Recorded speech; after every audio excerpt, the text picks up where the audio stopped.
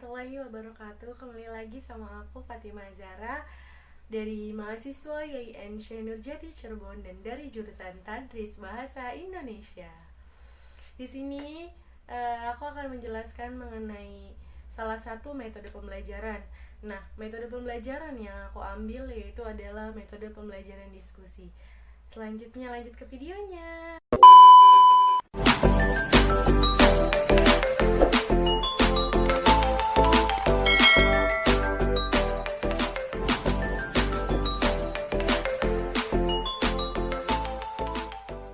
Yang pertama yaitu ada pengertian metode diskusi. Metode diskusi adalah satu cara mengelola pembelajaran dengan penyajian materi melalui pemecahan masalah atau analisis sistem produk teknologi yang pemecahannya sangat terbuka. Suatu diskusi dinilai menunjang keaktifan siswa bila diskusi itu melibatkan semua anggota dan menghasilkan suatu pemecahan masalah. Metode diskusi adalah suatu cara mengajar yang dicirikan oleh suatu keterikatan pada suatu topik atau pokok pernyataan atau problem di mana para peserta diskusi dengan jujur berusaha untuk mencapai atau memperoleh suatu keputusan atau pendapat yang disepakati oleh bersama.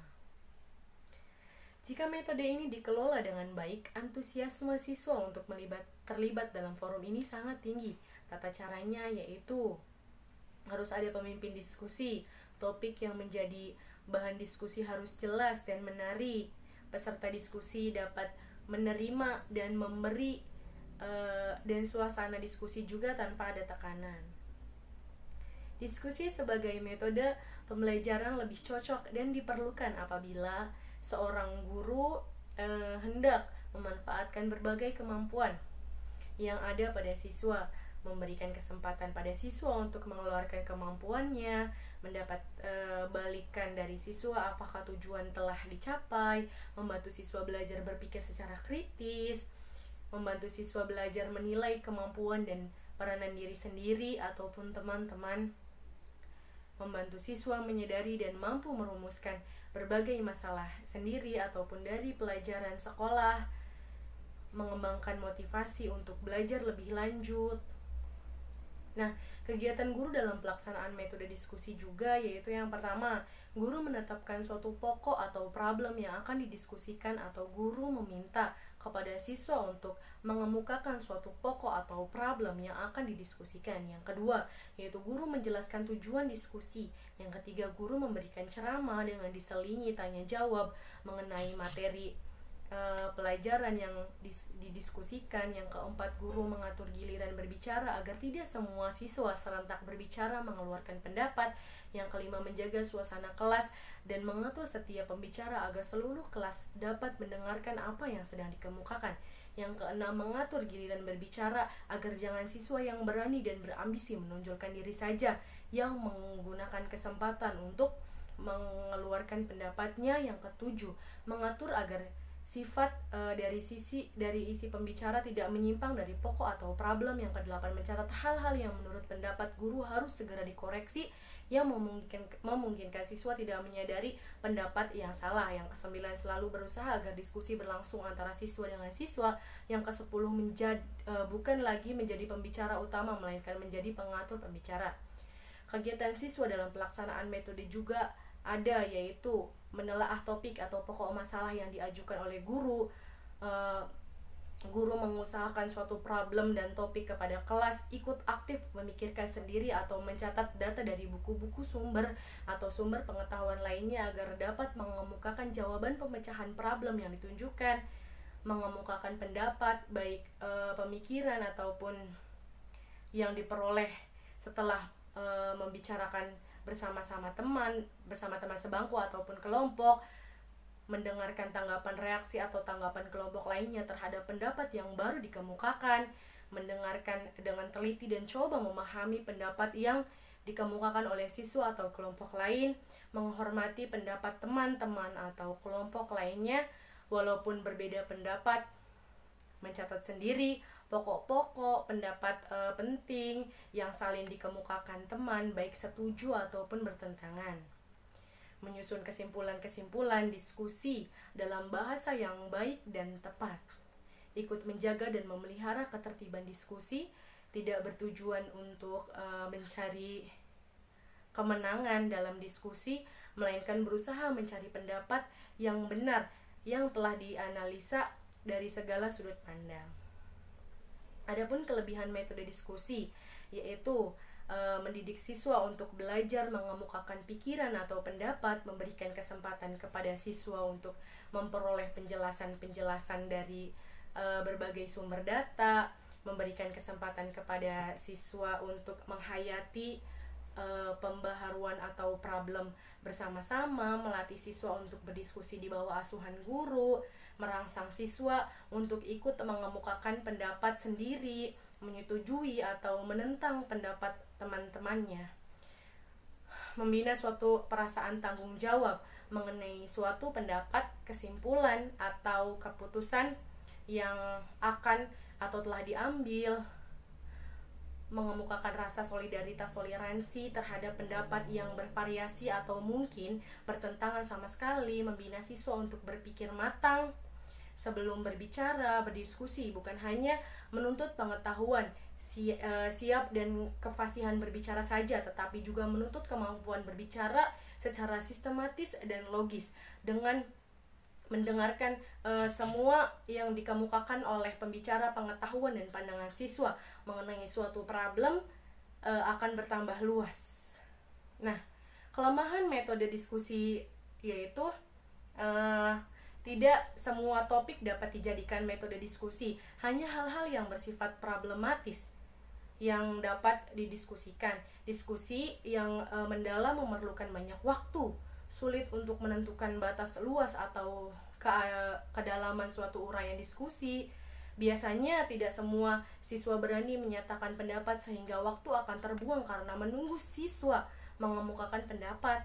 Pembicaraan dalam diskusi mungkin didominasi oleh siswa yang berani dan telah biasa berbicara. Siswa malu dan pendiam tidak akan mengemukakan kesempatan untuk berbicara, memungkinkan timbulnya rasa permusuhan antar kelompok atau menganggap kelompoknya sendiri lebih pandai dan serba tahu daripada kelompok lain, atau menganggap kelompok lain sebagai saingan lebih rendah, remeh, atau justru lebih bodoh. Nah, demi kelancaran jalannya diskusi, biasanya disusun sebuah organisasi, yaitu yang di dalamnya ada yang pertama ketua atau pemimpin diskusi. Tugas menjadi seorang pemimpin diskusi adalah memimpin jalannya diskusi, membuka, mengatur pembicara dan menutup diskusi, merumuskan masalah sehingga diskusi memperoleh hasil yang positif, memberikan keputusan bila ada perdebatan dalam diskusi. Nah, ketua diskusi harus pandai dan bijaksana dan berpengetahuan luas. Ciri-ciri pemimpin diskusi yang baik adalah pemimpin diskusi dengan sabar dan tidak berat sebelah, menghargai setiap pendapat, mengetahui aturan permainan. Siap seorang pemimpin diskusi yaitu mempersiapkan garis besar diskusi, membuka diskusi dengan pengarahan atau saran, memimpin jalannya diskusi dengan tidak menyimpang dari pokok permasalahan. Yang kedua yaitu sekretaris diskusi atau notulen. Sekretaris diskusi harus mampu mencatat inti permasalahan dan pokok gagasan sehingga tersusunlah hasil diskusi yang rapi atau sistematis. Yang ketiga pembicara. Pembicara adalah yang menyampaikan penyajian suatu masalah atau meninjau, menganalisa suatu permasalahan yang diajukan moderator atau peserta diskusi. Seorang pembicara harus dapat menyajikan masalah dan dapat membangkitkan semangat atau merangsang peserta diskusi, serta gaya dan suara dalam penyajian masalah harus mendatar atau monoton. Peserta diskusi harus mempunyai kesiapan mental sebelum diskusi selanjutnya dapat berperan aktif atau berpartisipasi dalam kegiatan diskusi, tidak perlu takut berbuat salah dalam mengungkapkan masalah, menghindari ketegangan emosi dan ego pribadi. Nah, langkah-langkah dalam pelaksanaan diskusi yaitu yang pertama ada tahap persiapan. Dalam hal ini dimulai dengan munculnya suatu persoalan sebagai bahan kajian diskusi. Kemudian kegiatan berikutnya pembentukan panitia diskusi yang mempersiapkan segala hal yang berkenaan dengan diskusi yang meliputi administrasi, akomodasi, dan material. Yang kedua yaitu pelaksanaan. Pada tahap ini dimulai dengan pembukaan dalam diskusi yang ruang lingkupnya besar, biasanya itu dibuka oleh pejabat yang berwenang. Kemudian pelaksanaan diatur pemimpin atau moderator dan sampai saat penutupan. Yang ketiga yaitu ada penyelesaian. Pada bagian ini panitia atau tim yang telah dipercaya mereka kembali dan mengumpulkan hasil diskusi, kemudian disusun dan dilaporkan kepada pihak-pihak yang terkait. Yang keempat yaitu ada tindak lanjut.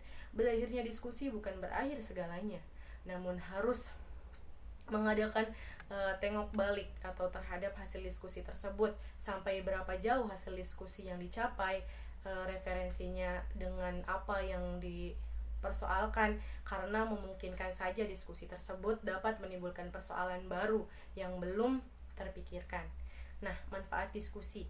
Manfaat diskusi yang pertama yaitu terangsang untuk memahami masalah di lingkungannya, keluarganya, masyarakat, organisasi, dan lingkungan lainnya.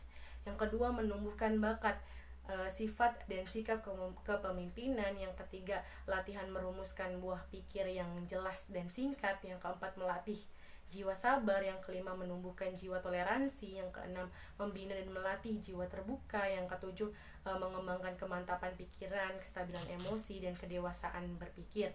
Nah, tujuan dari sebuah diskusi itu sendiri yaitu untuk memberikan motivasi kepada siswa agar dapat berkomunikasi secara lisan, memberikan kesempatan kepada peserta didik untuk menggunakan pengetahuan dan informasi yang telah dimiliki, dan sikap hormat, menghormati, dan tenggang rasa terhadap keragaman pendapat orang lain dalam rangka mengembangkan kecerdasan intrapersonal siswa. Cukup sekian dari saya, mohon maaf bila ada kesalahan. Terima kasih. Wassalamualaikum warahmatullahi wabarakatuh. See you, sampai jumpa.